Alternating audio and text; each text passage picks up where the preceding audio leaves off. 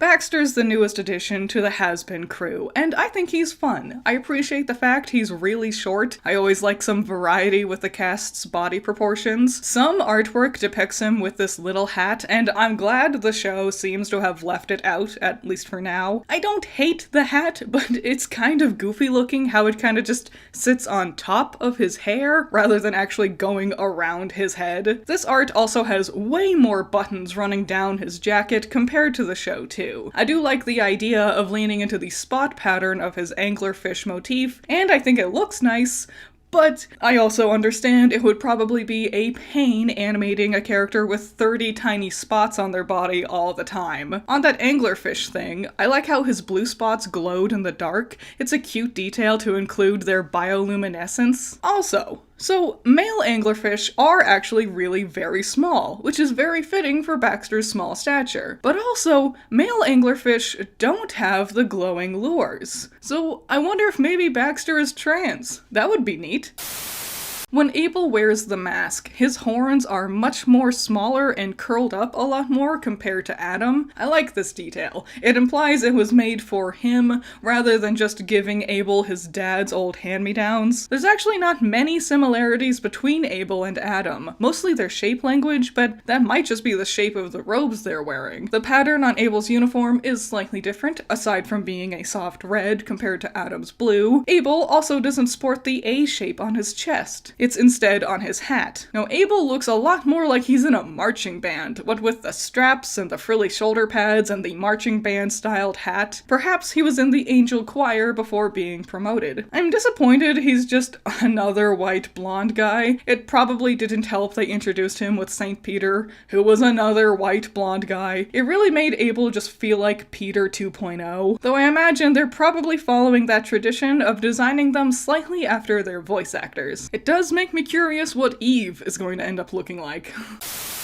I was shocked when I saw people saying they didn't like the design for the Speaker of God on Twitter. What do you mean? This is the most beautiful design I've ever seen. I think she's gorgeous. I love how incoherently ethereal she is. Like, it's hard to fully wrap your mind around what's actually going on here, and I think that's really cool for the angels. I also like how she has bird-like qualities, but also is very clearly not a bird, what with her kind of goat-like looking ears. Her birdie face is so cute. I've said it before, but Vivzy Pop is just good at designing bird characters. Also, I never want to see anyone ever say, you can't put Yang in yellow, it would be too much yellow, because this design is basically all just shades of yellow and it looks fantastic. And it's still readable. Well, as readable as an angelic being can be. If I had to gripe, I guess her eyelashes kind of clash. It's just this one dark spot on the whole design, and the swirly eyelashes feel like a little bit much. But I also kind of like it because it naturally draws your eye to her face. Well, it's fine if you don't like her. That just means I can keep her all to myself. Ha ha ha ha.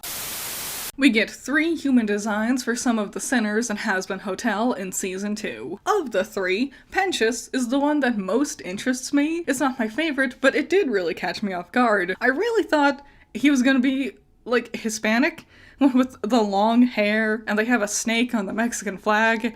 So yeah, a pasty white boy in London really caught me off guard. I was not expecting it. I like how his poofy pants mimic the shape of his snake body. Also, let's take a second to appreciate a character who isn't wearing a bow tie. Wow! Human Alistair too, though I think his tie looks a little weird. It's that part that tucks into the collar. It just doesn't look quite right. Fun fact, there's a little animation goof. When the guy is spilling his drink on Alistair, his vest isn't properly layered with his chest.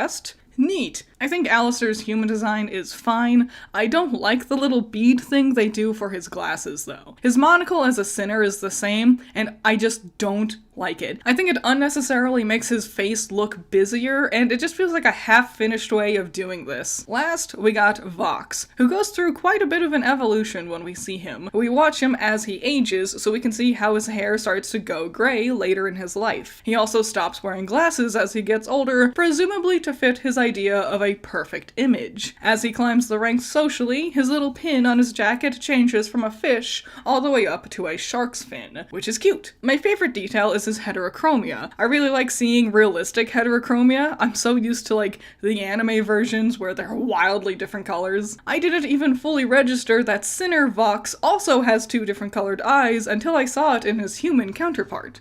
It's fun stuff.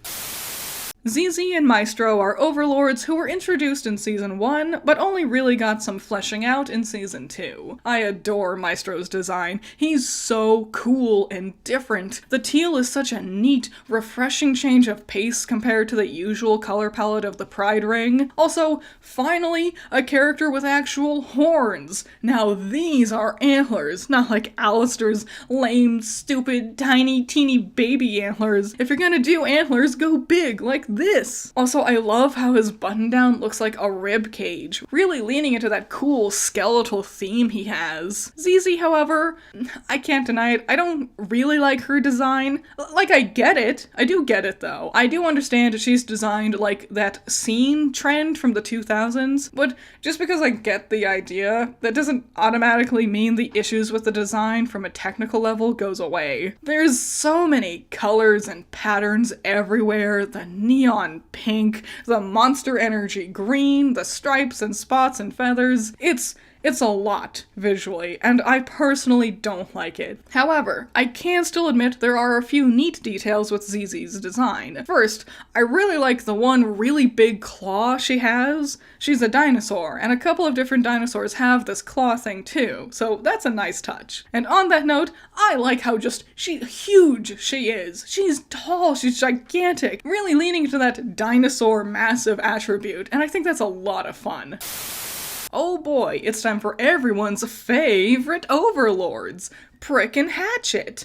You know, these two, who apparently are overlords. Remember in Season 1 when Prick, an overlord, saw an overlord and got scared? An odd thing for an overlord who would regularly see overlords to do? No, but for real, I think they decided to make two random new overlords between seasons, and landed on some background characters with somewhat interesting designs. Prick has looked the same way since the pilot, after all. They probably sat there and went, oh, well, Rosie wouldn't work with Vox, Carmilla and Zestial wouldn't like him either, and that only leaves Zizi and Maestro, and that's not really enough to make Vox's uprising feel very convincing, huh? So we got these two randomly assigned to be overlords. Between the two, Prick is definitely the cooler looking one, the cactus arms and the sort of, like, onion head, he's very recognizable. Hatchet, on the other hand, kind of looks like an especially unique imp, but not really like a sinner, in my mind at least. I think he's supposed to have a punk aesthetic, or like a rock and roll sort of thing, but he's got no interesting accents or details to lean into this design more, which is crazy, because those aesthetics are super cool and distinct, so I wish they had played around with Hatchet a bit more.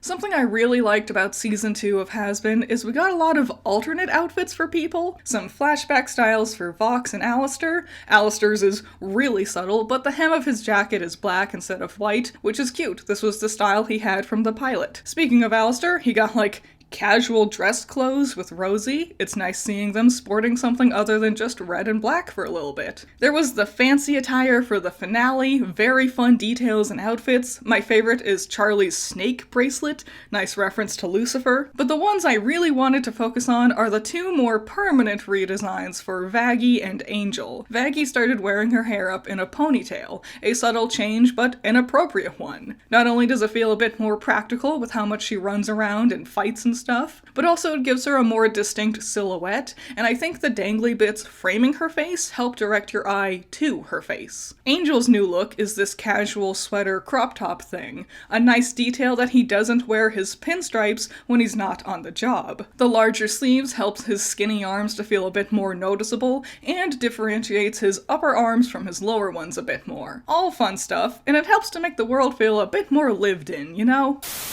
By popular demand, Velvet's Season 2 outfits. Velvet's a doll demon, and we got a glimpse of this idea in Season 1. She had a couple of different looks, but thanks to the fact she got way more screen time in Season 2, the Spindlehorse team really went all out with giving her a ton of new outfits. Sometimes she'd go through 2, 3, 4, even 5+ designs in one episode. My personal favorites are her witch-themed one. I love witches. But later in that same episode, she has this super cute, modern, glamorous thing going on with these adorable heart-shaped hair buns. Precious. Also, I love the way they did her hair for the big finale, especially with all the action going on. They got to really play around with like the movement of it flowing around her during battle. Velvet's many outfits is actually a super cool way of approaching the idea of character design. It's easy to get hung up on constantly recreating the same styles for a character to help keep them recognizable. Velvet encourages me to try completely changing hairstyles, silhouettes, patterns, and fashion choices, but still doing it in a way that makes the character recognizable